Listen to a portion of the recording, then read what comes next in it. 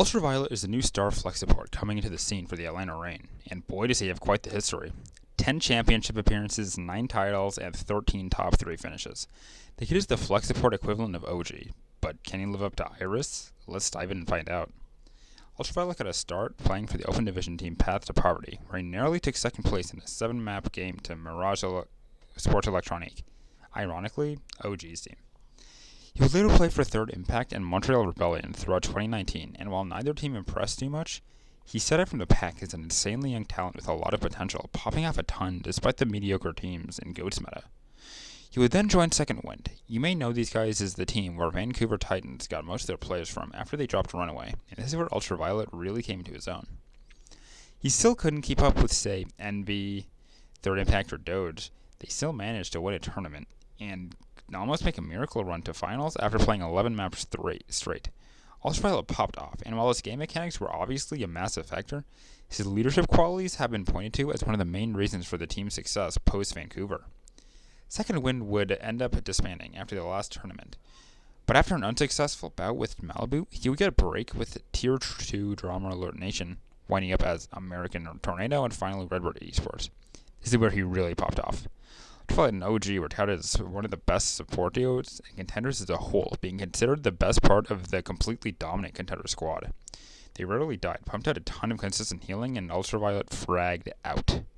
In Redbird, it's only Reiner that gets hacked, and he's removed. And a 5 versus 5 of UltraViolet gets that trade. It's now wants to build that red carpet to the point with these mines. But it's thinking, is this winnable? Is everyone ready? Sam has been hacked. The mine's right below. It's a minefield on the field, and UltraViolet has his Matrix up, and Luke Nito can match that. A window for a minute window, but American Tornado wasting no time. They found 3 to Odyssey.